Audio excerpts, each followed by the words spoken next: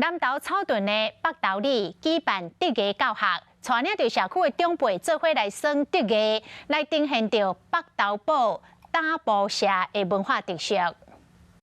为了展现北投的步社文化，社区的时代做伙做编辑，准备要做大型红仔的装饰。做这足趣味的，真好耍啦！